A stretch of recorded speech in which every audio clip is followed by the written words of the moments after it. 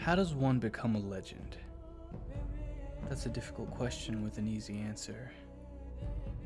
You need to start as the best, to show the world what you can do. But the best will eventually fall. Some stay fallen. But some, only some, will stand up again to prove that not only are they the best, they are legend.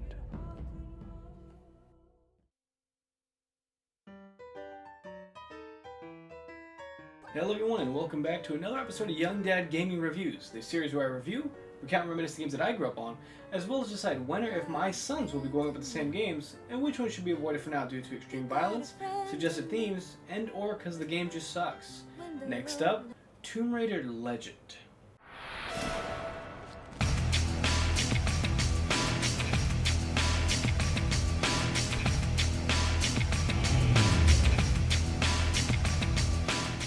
Released in 2006, 3 years after Darkness, Lara is back in one of the most definitive Tomb Raider experiences since the first game, reintroducing the series as a reboot that takes most of the charm from the original game and reintroduces it to new audience and old alike.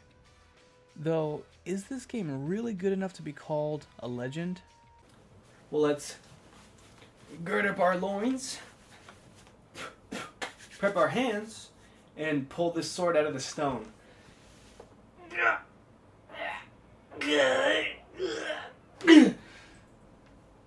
Or we could just review the game.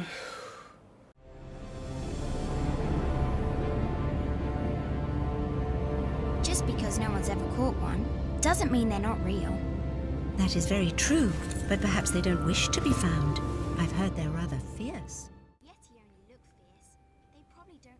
Tomb Raider Legend starts off from the beginning, with the youngest we've ever seen Lara, as a young girl with her mother. The game then cuts to the intro of Mission Impossible No, wait, it's Lara as a grown woman showing how badass she is.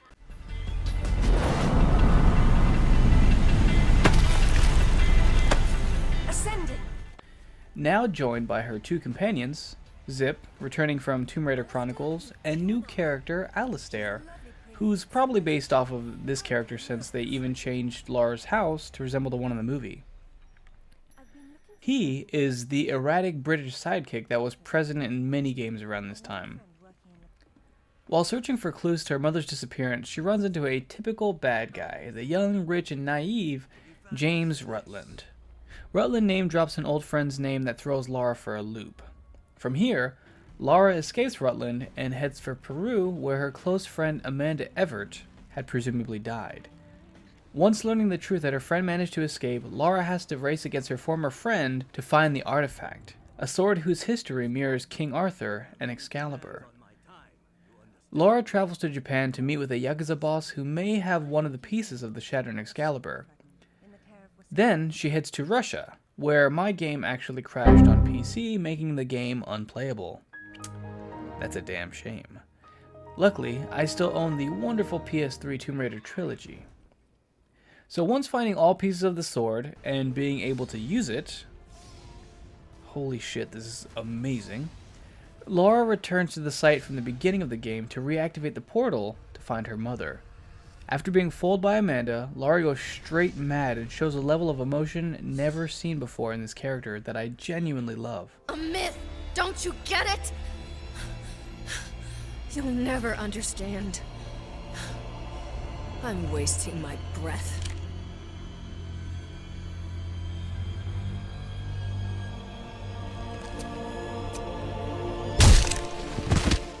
From this moment, your every breath is a gift from me. Lara? For years, my father believed Mother was alive. It was what kept him going. I pitied him for thinking that way. The game finishes off with a cliffhanger with Lara learning that her mother isn't in fact dead, but transported to a place called Avalon. Wasn't that the place in Fable? My favorite part about this story is how they come back to bringing real life, no pun intended, legends to create the narrative, just like Tomb Raider 1 did with Atlantis. This helps you feel grounded and connected to Lara in this world. A welcome feeling that we haven't really felt since Tomb Raider 4.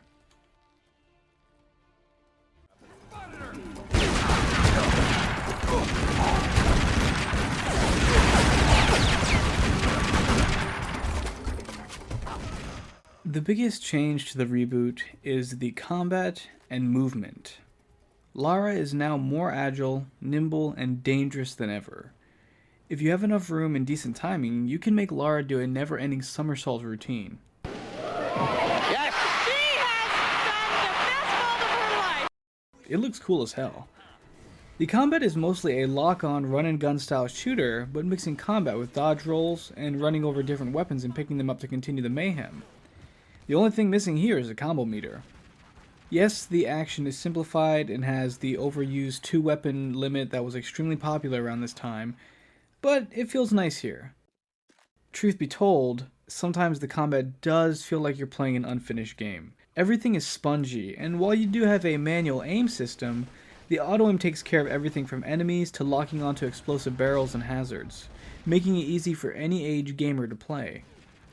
Lara's newest additions are her scanner, which I honestly forgot to use unless the game required me to. A flashlight, so she no longer has to use the flares, which I kinda miss, and her grappling hook.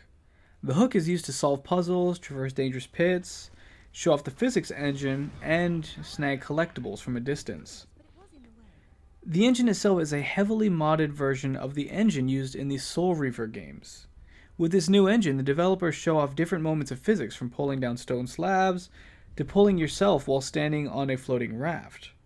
And yes, the QuickTime events, another staple of this decade of gaming. There are only a few moments of insta-death QuickTime events, but luckily it doesn't really wear out its welcome. What does kind of wear out its welcome is the vehicle sections.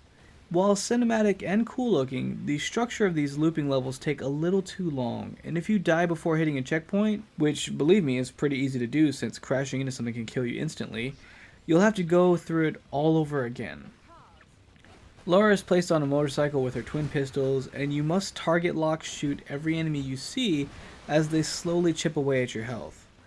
Luckily, there are medkits scattered all around these roads, and while these do feel like fun for the first 2 minutes, some of these can go on for about 10 or 15 minutes if you don't die. These new mechanics and style of gameplay are mostly welcome, with just a few hiccups here and there, but a great and satisfying gameplay experience overall.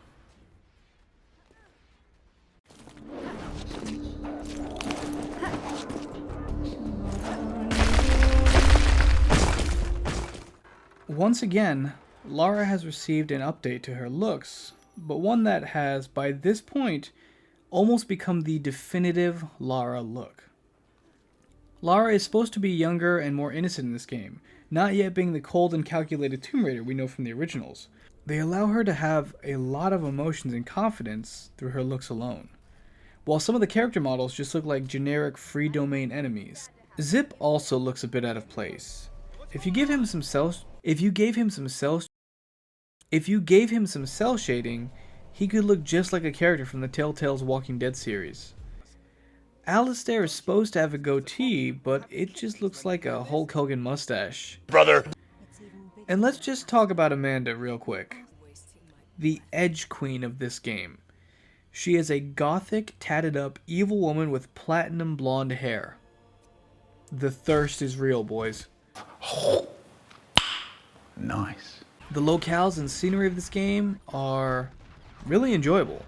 I actually really like the level design of this game. Each location you go to all feel fleshed out and unique, and each with their own color palettes. My personal favorite location might actually be the England stages. Navigating through an old rundown King Arthur exhibit funhouse to find his real tomb in an old torchlit catacomb underneath, then finally facing off with a giant sea serpent. So much variety in just one location. I love it. Damn!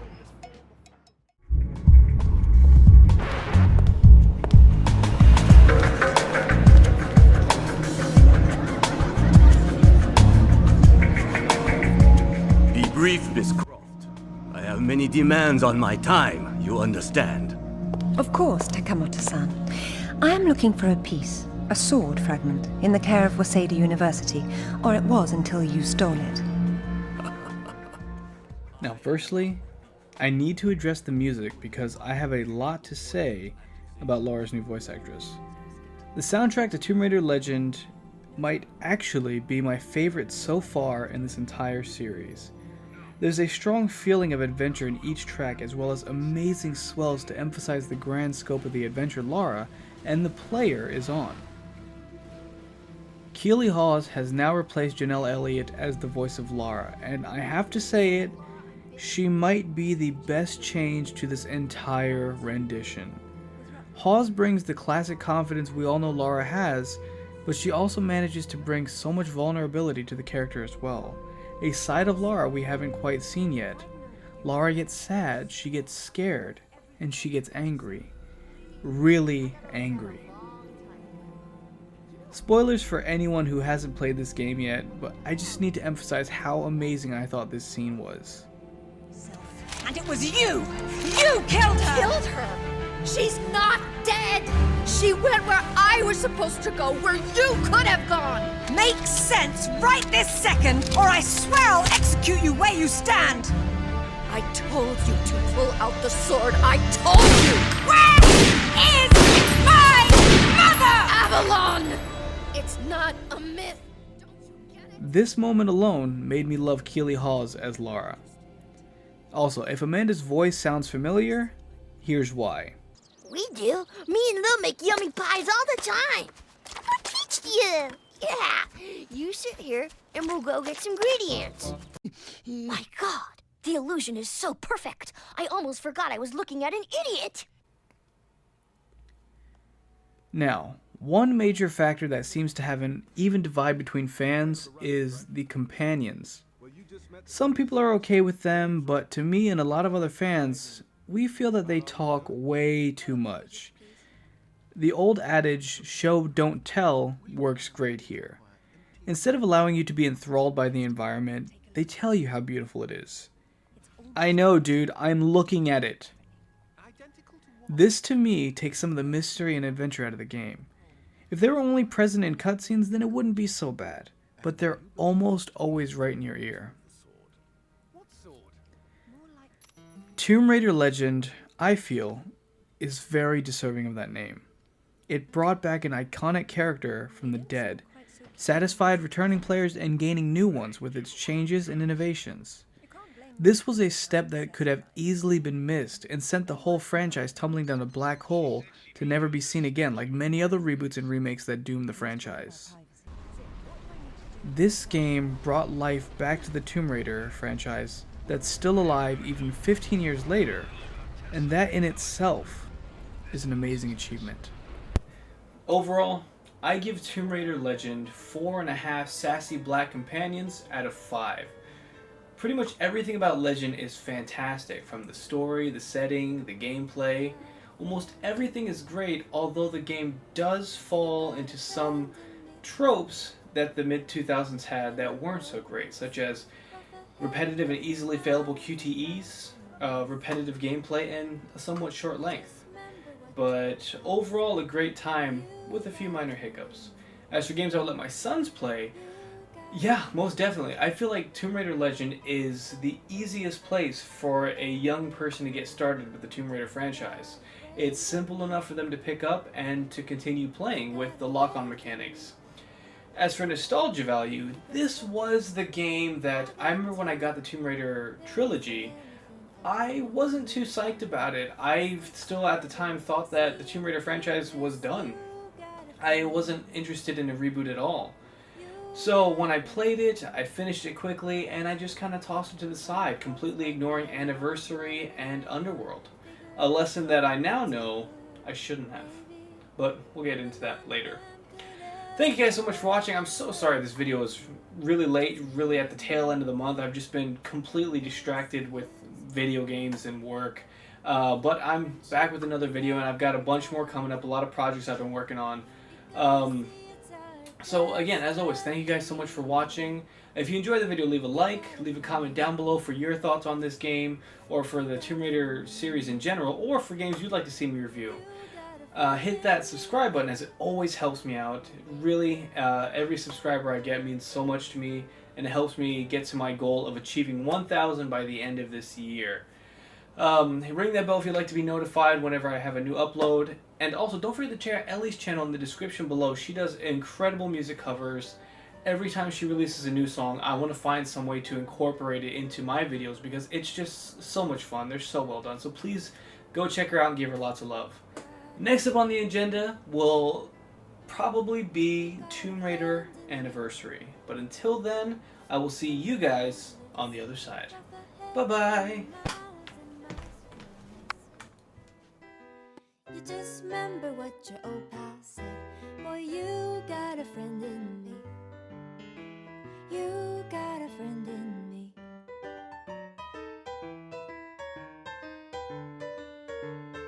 You got a friend in me. You got a friend in me. You got troubles, I got him too.